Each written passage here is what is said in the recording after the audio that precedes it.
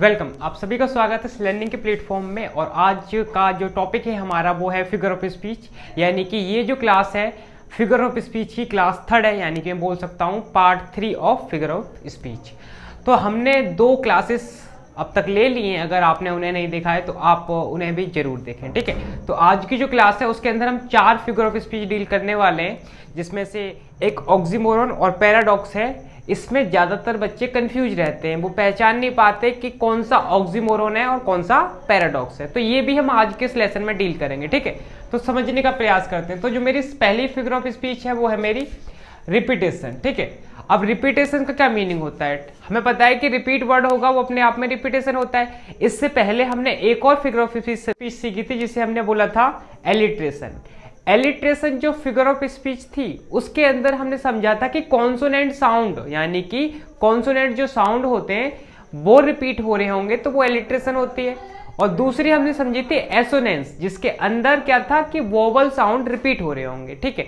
तो इसमें और उनमें क्या फर्क है? देखो, उनके अंदर समझा था कि हमने वोवल साउंड या फिर कॉन्सोनेंट साउंड रिपीट हो रहे होंगे, बट इसके अंदर क्या है? हैविंग द सेम वर्ड और फ्रेज। अब इसके अंदर क्या है कि हैविंग द सेम वर्ड, इसके अंदर सेम वर्ड हो रहा होगा, यानी कि उसमें हम क्या अल्फाबेट्स देख रहे थे, लेकिन इसमें क्या है, इसमें सेम वर्ड ही हो रहा होगा। जैसे एग्जांपल लिखा हुआ है, teacher said work work and work are the key of success, ठीक है। तो यहां पे अगर आप समझने की कोशिश करो तो यहां पे वर्क वर्क वर्क रिपीट हो रहा है, एक वर्ड है अपने आप में, ठीक है। ये अपने आप में क्या है? एक वर्ड है, ठीक है। तो ये अपने आप में रिपीट हो रहा है यहाँ पे और यहाँ पे। तो ये रिपीट हो गया अपने आप में, तो कौन सा हो गया? रिपीटेशन हो गया। अभी एलिट्रेशन नहीं है, एलिट्रेशन के अंदर कॉन्सोनेंट होते हैं, ठीक है। और ये एसोनेंस नहीं है क्योंकि उसके अंदर क्या होते हैं? वॉवल्स होते हैं। बट इसके अंदर क्या है? एक पूरा वर्ड ही रिपीट हो रहा है, तो इसलिए क्या हो गया? ये रिपीटेशन हो गया, ठीक है। अगला सेंटेंस लिखा है, if you think you can do it you can do it. अब यहां पे क्या रिपीट हो रहा है? आप कहोगे इट रिपीट हो रहा है, डू रिपीट हो रहा है, कैन रिपीट हो रहा है और यू रिपीट हो रहा है। तो यहां पे ये जो सेंटेंस है ना, यू कैन डू इट, ये पूरा रिपीट हो रहा है। और ये क्या है? अपने आप में फ्रेज है, ठीक है। ग्रुप ऑफ वर्ड्स क्या होता है? फ्रेज होता है, ठीक है। तो ये अपने आप में क्या हो गया? रिपीटेशन हो गया, क्योंकि इसके अंदर पूरा फ्रेज ही हमारा रिपीट हो रहा है। अगला लिखा है यहाँ पे, अ friend in need is a friend Indeed, ठीक है। तो अ फ्रेंड और अ फ्रेंड दोनों रिपीट हो रहे हैं, ठीक है। अ फ्रेंड और अ फ्रेंड रिपीट हो रहे हैं, तो ये भी अपने आप में क्या हो गया? रिपीटेशन हो गया, ठीक है। अब यहां पे लिखा है, दे साउटेड 6 6 6, उन्होंने कहा कि 6, ठीक है। तो यहां पे क्या हो गया? 6 6 6, तो 6 हो गया, अपने आप में एक वर्ड है और रिपीट हो रहा है, तो ये भी क्या हो गया? रिपीटेशन हो गया, ठीक है। तो इस तरीके से रिपीटेशन को पहचानते हैं। कोई वर्ड या फिर कोई फ्रेज रिपीट हो रहा होगा तो वो अपने आप में क्या होता है? रिपीटेशन होता है, ठीक है। अब इससे आगे मैं पढ़ने की कोशिश करूं तो आगे लिखा है लिटोटेस, ठीक है। ये जो लिटोटेस है ना, इसके अंदर क्या होता है? A negative expression with an affirmative sense. एक निगेटिव एक्सप्रेशन होगा लेकिन उसका जो सेंस होगा ना वो क्या होगा? एफर्मेटिव होगा, ठीक है। एक निगेटिव सेंटेंस होगा लेकिन उसका जो सेंस होगा वो होगा एफर्मेटिव। यहां पे आपको एक और बात याद रखनी है कि इसके अंदर हमेशा नॉट का यूज होता है, ठीक है। इसके अंदर हमेशा किसका यूज होता है? नॉट का यूज होता है। अब यहां पे देखो, यहां पे सेंटेंस लिखा है, he is not fool, he is not fool. वह बेवकूफ नहीं है, वह बेवकूफ नहीं है। इसका मतलब क्या है? वो होशियार है, ठीक है। यानी कि हमने निगेटिव सेंटेंस बोला लेकिन इसका जो सेंस था वो क्या निकला? पॉजिटिव निकला। मैंने बोला यू आर नॉट फूल, मैंने बोला यू आर नॉट फूल, तुम बेवकूफ नहीं हो, तो इसका मतलब क्या हुआ? कि आप होशियार हो, ठीक है। मैंने बोला you are not beautiful, you are not beautiful, इसका मतलब क्या हुआ? इसका मतलब हुआ कि आप बदसूरत हो, ठीक है।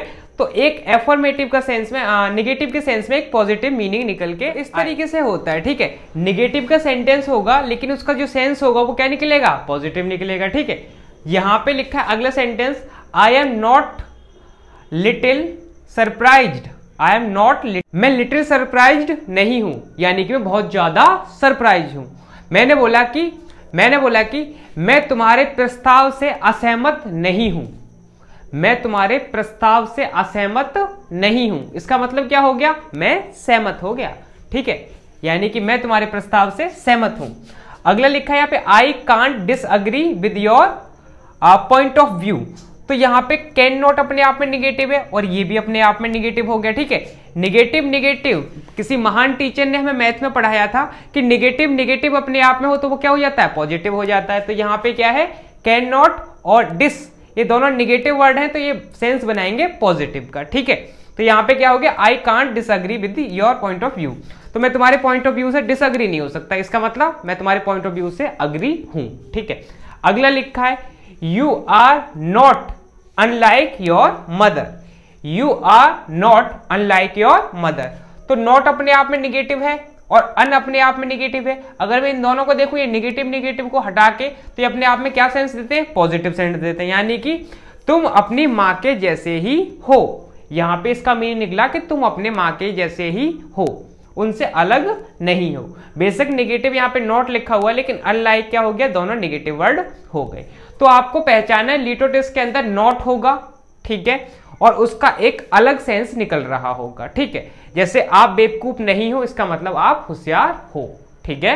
मैंने बोला आप बेवकूफ नहीं हो, इसका मतलब आप होशियार हो, वैसे शकल से आप बेवकूफ लग रहे हो, ठीक है। अगला समझने की कोशिश करता हूं। आगे लिखा है ऑक्सीमोरन, ठीक है, आगे लिखा है ऑक्सीमोरन। अब ये ऑक्सीमोरन को कैसे पहचाने, ऑक्सीमोरन को पहचानने का क्या तरीका होगा, two words opposite to each other. दो वर्ड्स होंगे वो अपने आप में क्या होंगे, एक दूसरे के अपोजिट होंगे, ठीक है। दो वर्ड्स होंगे अपने आप में क्या होंगे, अपोजिट होंगे। जैसे गुड का बैड होता है, ठीक है, तो अपोजिट हो गया वो, लेकिन उनका सेंस कुछ अलग निकल रहा होगा, ठीक है। यहां पे लिखा है that was an open secret, ठीक है, that was an open secret. अब यहां पे सीक्रेट का मतलब क्या होता है, छुपा हुआ, और ओपन का मतलब होता है खुला। तो ये ओपन सीक्रेट कैसे हो गया, मतलब बात कुछ समझ में नहीं आई। Open secret, that was open, अब ओपन था तो सीक्रेट कैसे हो गया, ठीक है। तो यहाँ पे अगर मैं देखूं तो ये दोनों अपने आप में ऑपोजिट वर्ड है, तो ऑपोजिट हो गई, तो ये अपने आप में कौन सा हो गया, ऑक्सीमोरन हो गया, ठीक है। यहाँ पे लिखा है do you have original copy, do you have original copy. अब कॉपी से क्या मतलब समझ में आता है, डुप्लीकेट, और ओरिजिनल का मतलब क्या होता है, ओरिजिनल, ठीक है। तो यहाँ पे कॉपी और ओरिजिनल दोनों वर्ड अपोजिट है एक दूसरे के, दोनों वर्ड अपोजिट है एक दूसरे के, तो इस वजह से क्या हो गया, ये ऑक्सीमोरन हो गया, ठीक है। अगला सेंटेंस देखते हैं यहाँ पे। अगला लिखा है सी वॉज प्रीटी अगली। सी वॉज प्रीटी अगली। प्रीटी का मतलब क्या होता है, खूबसूरत, और अगली का मतलब क्या होता है, बदसूरत। तो यहाँ पे जो प्रीटी है ना, वैसे इस प्रीटी का मीनिंग खूबसूरत नहीं निकल रहा, बल्कि इसका मीनिंग निकल रहा है वेरी, ठीक है। इसका मतलब निकल रहा है यहाँ पे वेरी। सी वॉज प्रीटी अगली, यानी कि वो बहुत ज्यादा बदसूरत है। लेकिन यहाँ पे अगर वर्ड्स को समझने की कोशिश करूं तो अगली अपने आप में इसका अपोजिट हो गया प्रीटी, ठीक है। तो अपने आप में क्या हो गया, अपोजिट वर्ड्स हो गए और पास पास आ रहे हैं, तो अपने आप में क्या हो गया, ऑक्सीमोरन हो गया, ठीक है। अगला लिखा है he was found missing. He was found missing. अब फाउंड और मिसिंग अपने आप में एक दूसरे के अपोजिट वर्ड है, तो इस वजह से ये भी क्या हो गया, ऑक्सीमोरन हो गया, ठीक है। अब यहाँ पे अगला सेंटेंस बड़ा अच्छा है, यहाँ पे लिखा हुआ the comedian was seriously funny. The comedian was seriously funny. अब वो सीरियस था तो फनी कैसे हो सकता है, ठीक है। अगर कोई व्यक्ति सीरियस है तो फनी कैसे हो सकता है। लेकिन यहाँ पे छोटा सा हमने खेलने की कोशिश की है वर्ड्स के साथ, तो यहाँ पे जो मीनिंग है ना, इसका मतलब वेरी है, ठीक है। यहाँ पे इसका मतलब है वेरी, यानी कि जो कॉमेडियन था ना वो बहुत ज्यादा फनी था, ठीक है। जो कॉमेडियन था वो कितना, बहुत ज्यादा वो फनी था। तो यहाँ पे भी क्या कर दिया, एक दूसरे के अपोजिट हो गए, सीरियस का अपोजिट फनी होता है, ठीक है। तो यहाँ पे भी क्या हो गया, ये ऑक्सीमोरन हो गया, ठीक है। तो ऑक्सीमोरन को पहचानने का सबसे अच्छा तरीका क्या है कि वो अपोजिट वर्ड होगा, ठीक है, उसका अपोजिट उसके पास ही लिखा होगा। जिस तरीके से यहाँ पे लिखा था ओरिजिनल कॉपी, वैसे हमें पता है इसका मतलब क्या हो गया, लेकिन यहाँ पे थोड़ा सा वर्ड के साथ खेलने की कोशिश की गई, ओरिजिनल कॉपी, ठीक है। अब आगे समझते हैं। अगला लिखा है पैराडॉक्स। अब पैराडॉक्स क्या होता है, अ स्टेटमेंट और an idea that is contradictory in itself. अब वो कॉन्ट्रडिक्टरी होगा, यानी कि जो आपसे बोलेगा कि करो, फिर बोलेगा मत करो, यानी कि कॉन्ट्रडिक्टरी करने की कोशिश करेगा, ठीक है। जैसे सेंटेंस यहां पे समझने की कोशिश करूं मैं, सेव मनी, ठीक है, save money by spending it, ठीक है, save money by spending it. तो पैसे को बचा सकते हो, कैसे बचा सकते हो आप? इसे खर्च करके। तो ये तो कोई बात नहीं हुई, पैसे को जब खर्च करेंगे तो बचाएंगे कैसे, ठीक है। तो यहाँ पे क्या है, ये अपने आप में कॉन्ट्राडिक्टरी हो गई।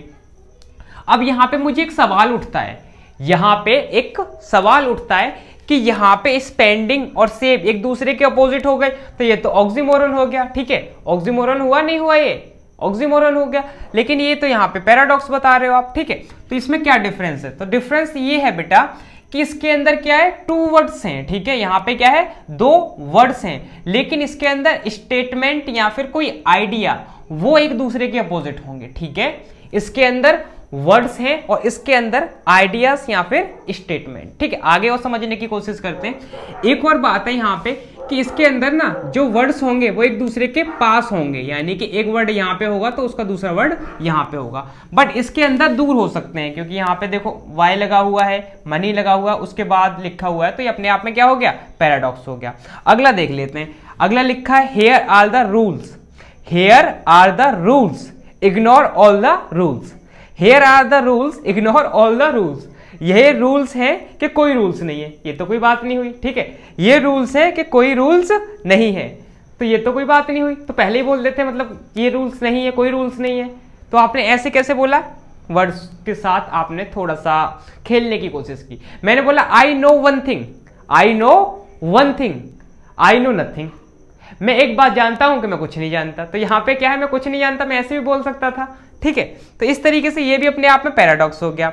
आगे लिखा है this is the beginning of and, this is the beginning of and. आरंभ है फिर किसका, अंत का, ठीक है। तो यहाँ पे बिगिनिंग है या आरंभ है, तो यहाँ पे ये भी कंफ्यूजन हो गया, ठीक है। तो ये भी क्या हो गया, अपने आप में पैराडॉक्स हो गया। अब यहाँ पे एक सेंटेंस लिखा है, बहुत अच्छा सेंटेंस है ये। यहाँ पे लिखा है you can check out, you can check out any time. यहाँ पे किसी होटल की बात हो रही है, you can check out any time you like but you can never leave. अब यहां पे कहने की कोशिश की है कि तुम यहां से चेकआउट कर सकते हो लेकिन तुम इसे कभी छोड़ नहीं सकते, ठीक है। तुम इसे चेकआउट कर सकते हो लेकिन इसे छोड़ नहीं सकते। तो यहां पे चेकआउट हो गया और यहां पे तुम बोल रहे हो छोड़ नहीं सकते, तो इसका मतलब क्या समझ में आया? इसका मतलब मीनिंग यहां पे कुछ अलग निकल रहा है इसका, ठीक है। इसका मीनिंग क्या निकल रहा है कि तुम होटल को तो छोड़ रहे हो लेकिन यहाँ पे तुम रहने के मतलब कि एक तरीके से इसे कभी छोड़ नहीं पाओगे, इसे होटल को तुम कभी भूल नहीं पाओगे। तो ये मीनिंग यहाँ पे कन्वे करने की कोशिश कर रहा है, ठीक है। तो 2 कॉन्ट्रडिक्टरी हो गई यहाँ पे, तो कॉन्ट्रडिक्टरी बताने का काम पैराडॉक्स का होता है। तो आज हमने सीखा 4 फिगर ऑफ स्पीच। तो it was all today's class. आज हमने 4 फिगर ऑफ स्पीच सीखी, जिसमें से पहली हमने सीखी रिपीटेशन, दूसरी हमने सीखी लिटोटेस, तीसरी हमने सीखी ऑक्सीमोरन और चौथी हमने सीखी पैराडॉक्स, ठीक है। तो 4 फिगर ऑफ स्पीच हमने आज के इस लेसन में सीखी, ठीक है। तो आप प्रैक्टिस करते रहिए and keep learning, keep practising. I see you in next video. Till then take care and have a good day ahead.